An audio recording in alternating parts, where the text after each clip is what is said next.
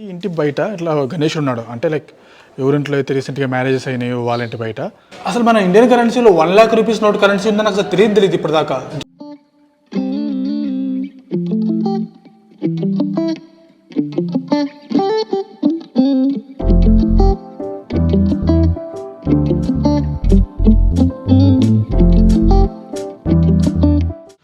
Hello guys, welcome back to new video. ఇది వచ్చేసి day 5 రాజస్థాన్లోని జైసల్మేర్లో ఉన్నాను.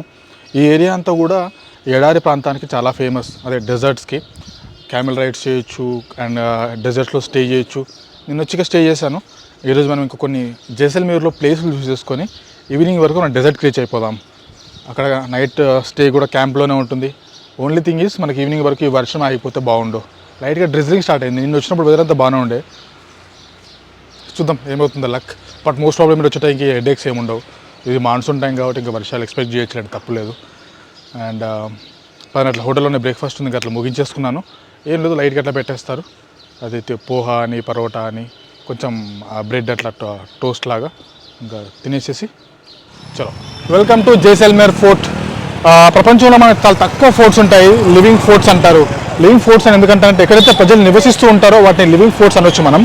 ప్రపంచంలో అలాంటివి చాలా తక్కువ ఉన్నాయి. అందులో ఒకటే ఈ జైసల్మేర్ ఫోర్ట్. ఎందుకంటున్నానంటే ఈ సిటీని, ఈ జైసల్మేర్ టౌన్ యొక్క 1/4 ఆఫ్ ది పాపులేషన్ ఏదైతే 5,000 మంది ఉన్నారో ఇప్పటికీ కూడా ఈ ఫోర్ట్లోనే నివసిస్తూ ఉంటారు. చూడడానికి చాలా పెద్దగా ఉంది. అండ్ ఒక ఇంపార్టెంట్ పాయింట్ ఏంటంటే ఇది second largest fort in the Rajasthan అంట. పాయింట్ ఒకసారి వెళ్ళి చూద్దాం మరి ఎలా ఉంటుందో ఏంటో. గైడ్ని మాట్లాడేసుకున్నాను. ఇది ప్లస్ కొన్ని ప్లేసులు ఉన్నాయి చూపించడానికి. అన్నిటికీ కలిపి 300 రూపాయలు. పైనకి వెళ్ళి చూడండి. ఇది వచ్చేసి ఎంట్రీ అయిన తర్వాత జైసల్మేర్ ఫోర్ట్ యొక్క లుక్. బట్ దీని గురించి చెప్పాలంటే చాలా ఉంది. ఇది వచ్చేసి 1156 టైంలో కట్టారంట. మహారాణా జైస్వాల్ కట్టారంట చూడండి. అందుకోసమే ఈ సిటీకి పేరు కూడా జైసల్మేర్ అని వచ్చింది చూడండి.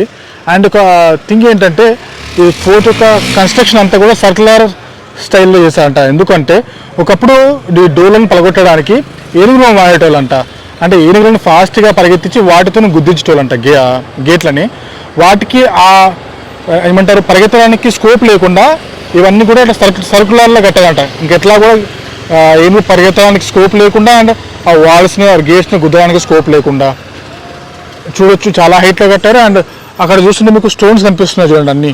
ఒకవేళ ఎవరైనా వీటిని ఈ మెయిన్ గేట్ని దాటుకొని వచ్చినా కూడా ఈ ఫోర్ట్ పైకి ఎక్కాలంటే దీన్ని తీసుకొని ఎక్కాలి. అండ్ అక్కడ నుంచి వాళ్ళు రాళ్ళు విసిరే వాళ్ళంట చూడండి ఎక్కకుండా. ఫోర్ట్ మాత్రం చాలా బాగుంది చూడడానికి. ఇక్కడ కూడా సిమెంట్ లాంటిది ఏం వాడలేరు. స్టోన్స్ అన్నిటిని ఇంటర్లాకింగ్ చేసి పెడతారు చూడండి ఒకదానికి ఇంకోదానికి.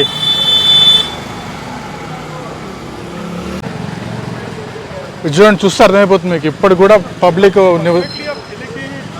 కిల్లేకి అందరూ ఆగానా? ఓకే చూడండి. ఇది వచ్చేసి కింగ్ యొక్క ప్యాలెస్ అంట చూడండి. అంత ఓపెన్గా ఉంది, పెద్ద పెద్ద విండోస్ ఉన్నాయి. ఆ ఉన్న విండోస్ కూడా పెద్ద పెద్ద హోల్స్ ఉన్నాయి. ఇది వచ్చేసి క్వీన్ అంట చూడండి. ఇక్కడ కూడా ఓపెన్ లేదు చూడండి. ఆ ఉన్న విండోస్ కూడా చిన్న చిన్న హోల్స్ మాత్రమే ఉన్నాయి. ఎట్లా అంటే వాళ్ళు లోపల నుంచి బయట చూడగలుగుతారు తప్పితే బయట వాళ్ళు లోనికి చూడడానికి లేదు. బికాస్ ఆ టైంలో ఉమెన్ని చూడడానికి అంత ఈజీగా పాసిబిలిటీ ఉండేది కాదు. ఇంత ఇప్పటికి కూడా వీళ్ళంతా లోకల్ నివసిస్తున్నారు అండి, షాపులు పెట్టుకొని అవి పెట్టుకొని. అండ్ కొంతమంది ఇల్లులు కూడా ఉన్నాయి, చిన్న చిన్న సందులు. ఇట్లా దగ్గర దగ్గర ఎందుకు కట్టారంటే జైసల్మేర్ అనేది చాలా హాట్ ప్లేస్, మామూలు వేడిగా ఉండదు. సో ఇట్లా దగ్గర దగ్గర ఇల్లు కడితే అట్లీస్ట్ ఆ నీడ వల్ల అయినా ఈ ప్లేస్ కొంచెం కూల్గా ఉంటుందని ఇట్లా దగ్గర దగ్గర కట్టేశారంట చూడండి అప్పట్లో. ఇది చూడండి, ఇది వచ్చేసి జైన్ టెంపుల్ అంటే చూడండి. సెంటర్లో మన కమలాదేవి టెంపుల్ వచ్చింది, దాని తర్వాత ఈ జైన్ టెంపుల్ వచ్చింది.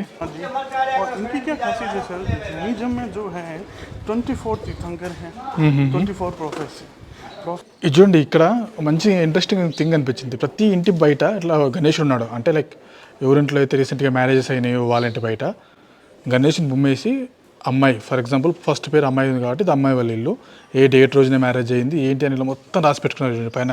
అది కూడా బయట గోడ పైన. అక్కడ ఒక గణేషుడు ఉన్నాడు, భలే అనిపించింది నాకు ఇది. ఇది చూడండి, ఇక్కడ ఇంకోటి.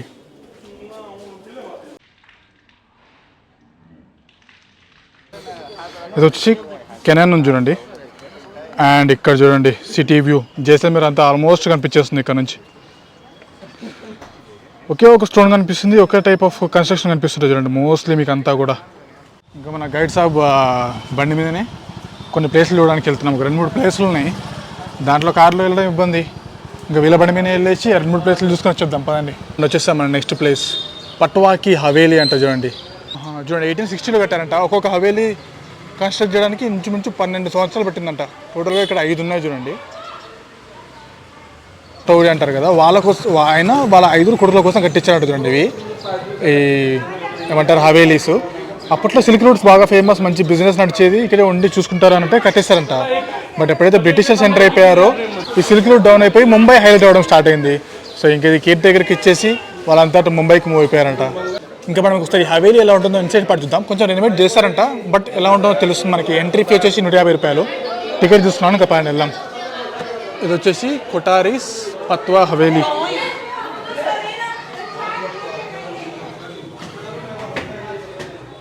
ఏ అవుతుందన్నా చూడండి, ఆ టైంలోనే సీక్రెట్ లాకర్.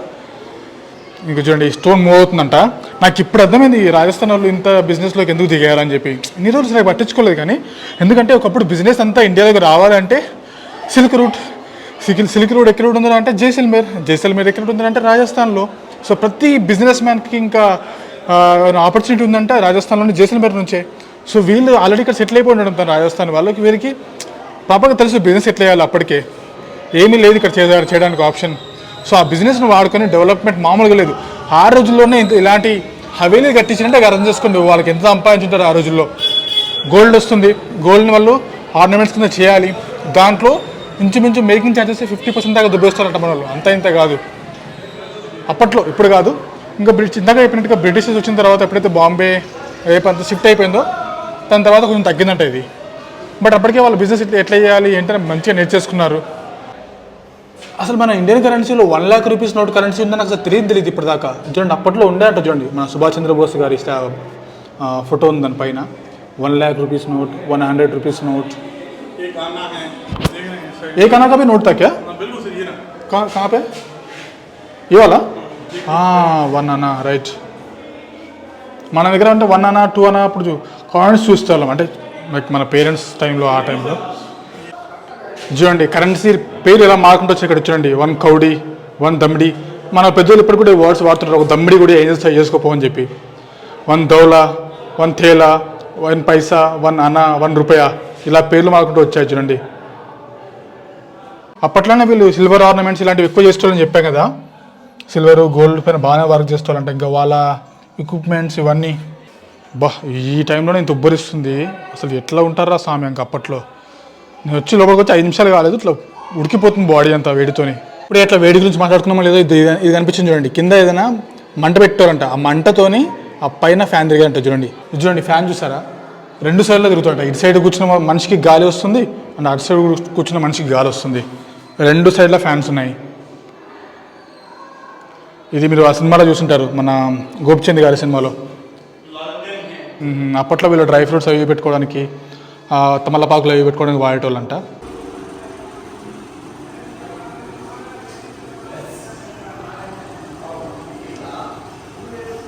ఇది చూడండి, ఇది వచ్చేసి తాజియా టవర్ అంట. ఇదేంటంటే అప్పట్లో ఉన్న రాజకీయ ముస్లిమ్స్ ఆర్టిస్టులు అందరూ కలిసి చేసి ఇచ్చిన ఒక జ్ఞాపకార్థం లాంటిది అనుకోండి. ఇంకా దీనికి తాజియా టవర్ అని ఎందుకు వచ్చిందంటే, అక్కడ ఒక టవర్ లాంటిది చూడండి పైన. అక్కడ ఆయన కూర్చొని అన్నీ అబ్జర్వ్ చేసేటోళ్ళంట. కానీ భలే ఉంది చూడండి అక్కడ నుంచి. దీనికి ఎంట్రీ ఫీ ఉంది, వెళ్ళి చూసేసి రావాలంటే చూడొచ్చు. బట్ నేను వెళ్ళట్లేదు ఇంకా లోపలికి. వచ్చేసాం నెక్స్ట్ ప్లేస్కి. జైసల్మేర్లోనే గడీసర్ లేక్ అని చెప్పి బాగా ఫేమస్ చూడండి. ఇది కూడా వ్యూ మాత్రం చాలా బాగుంటుంది. నాకు తెలిసి చాలా మూవీలు కూడా చూస్తుంటారు ఈ లొకేషన్. మీరు దాన్ని వెళ్ళి చూద్దాం. ఇక్కడ చూడండి ఎన్ని చేపలు ఉన్నాయో, మామూలుగా లేవు కదా. చేపలే చేపలు, చేపలే చేపలు. లేక్ మాత్రం కలకలాడుతుంది, అంతగా నా పడుతున్నాయి వర్షాలు. ఇప్పుడు చూడండి ఫుడ్ ఏమైనా ఎట్లా వచ్చేసినాయి అన్నీ. కొరమేను లేదా హవా.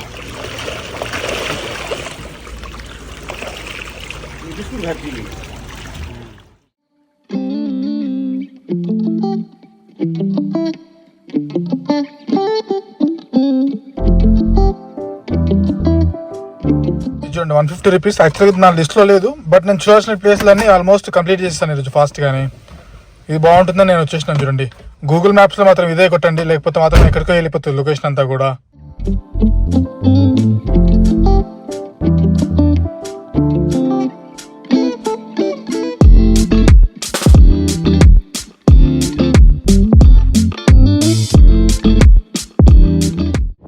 వావ్, అదిరిపోయింది చూడండి. ఇక్కడ నుంచి లుక్ మాత్రం ఇప్పుడే లైట్గా డ్రిజిల్ అయిపోయి ఎండ వచ్చింది బయటికి. ఇక్కడ నుంచి చూస్తుంటే మాత్రం చాలా బాగా కనిపిస్తుంది చూడండి అంతా.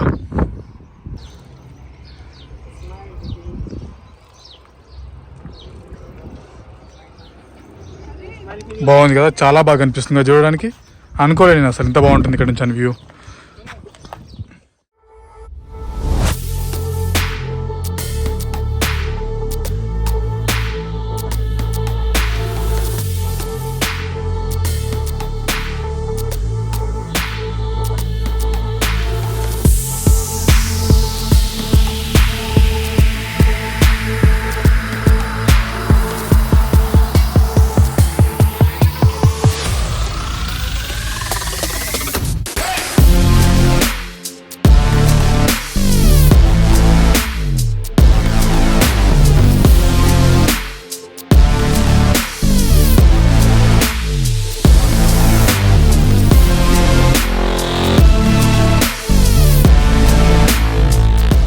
ఇక లంచ్ టైం దాల్ మఖని,